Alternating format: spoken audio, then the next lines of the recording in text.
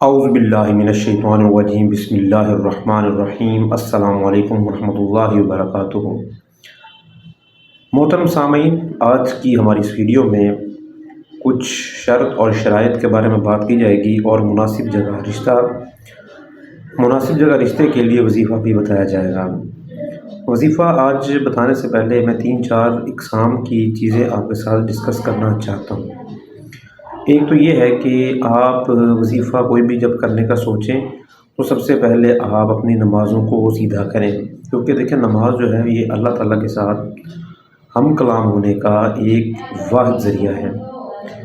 اس کے علاوہ آپ نے یہ نہیں کہ آپ اپنی لائف میں روٹین جو ہے وہ چلاتے رہیں اور ادھر سے آپ یہ سوچیں کہ ایک وظیفہ بھی اب میں نے سٹارٹ کر دی ہے، تو آپ نے ممکنہ حد تک یہ کوشش کرنی ہے کہ ظاہری اور باطنی جتنے بھی آپ گناہ کر رہے ہیں آپ ان کی ایک اسیسمنٹ کرنی ہے، کیونکہ جو انسان کی اپنی سیلف اسیسمنٹ ہوتی ہے وہ دوسرے بندے سے بہت زیادہ بہتر ہوتی ہے۔ اپنی جو ہوتی ہے وہ کرنے کے بعد آپ نے ظاہری اور باطنی قسم کے تمام گناہوں سے بچاؤ کی تدابیر اختیار کرنی ہے۔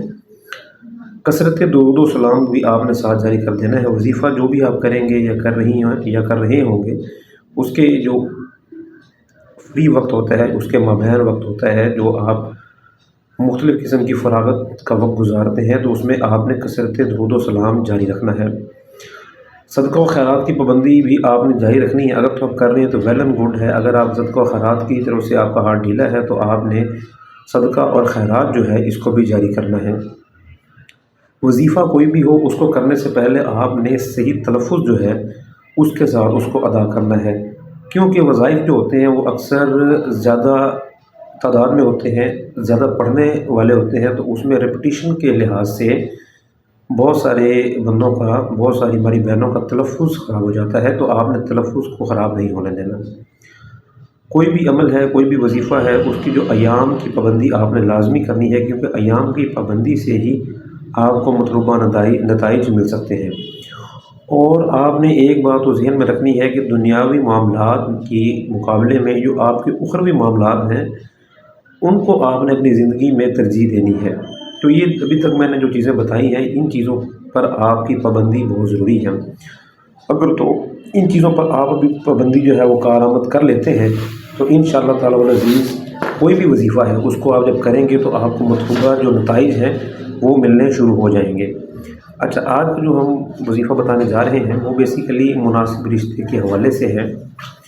یہ آپ کا کے لیے 41 دن کا جو ہے یہ عمل رہے گا، اور اس میں کوئی بڑا وقت کی درکار نہیں ہے، کوئی زیادہ چیزیں درکار نہیں ہیں۔ صرف عشاء کی نماز کے بعد آپ نے 1111 دفعہ یا ودود و یا لطیفوں کا ورد کرنا ہے، اور نماز فجر کے بعد آپ نے 1100 دفعہ جو ہے وہ باوضو حالت میں یا لطیفوں کا ورد کرنا ہے۔ اس کے بعد آپ نے اول و آخر 11 دفعہ درود ابراہیمی، یعنی کہ وہ درود پڑھنا ہے جو ہم نماز میں پڑھتے ہیں، اس کا آپ نے اول و آخر پڑھنے کے بعد اس کا ورد کر لینا ہے۔ ایک میں آیت آپ کو بتا رہا ہوں، یاد سے اور یقین سے آپ سنیں کہ سورۃ طٰہٰ کی آیت نمبر 31 اور 32۔ اس کو لکھنے کے بعد، اس کا تعویذ بنانے کے بعد آپ نے دائیں ہاتھ کے اوپر جو ہے اس کو تعویذ کو باندھ لینا ہے، اور جو چیزیں میں نے آپ کو اوپر بتائی ہیں ان چیزوں کو آپ نے جاری رکھنا ہے۔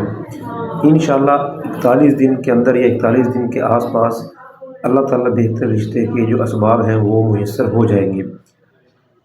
توجہ اور دھیان یہ بہت ضروری ہے کسی بھی وظیفے میں، کسی بھی روحانی وظیفے میں۔ یہ توجہ اور دھیان جو ہے یہ کسی بھی وظیفے کی روح ہوتے ہیں، تو آپ نے توجہ اور دھیان کرنا ہے۔ ضروری نہیں ہے کہ آپ ایک وظیفہ کر رہے ہیں اور 4 یا 5 دن کے بعد آپ نے کوئی اور وظیفہ کرنا شروع کر دیا، تو دیکھیں سب سے پہلے تو یقین کی بات ہے، آپ نے یقین پختہ کرنے کے بعد ہی کوئی وظیفہ شروع کرنا ہے۔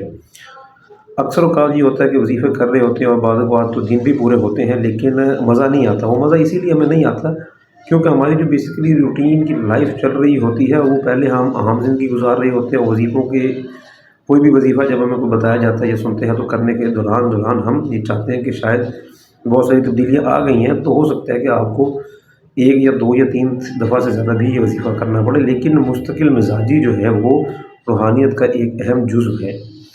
مزید وظائف کے معاملات کے لیے یا آپ رہنمائی حاصل کرنے کے لیے ہمیں واٹس ایپ کر سکتے ہیں۔ السلام علیکم۔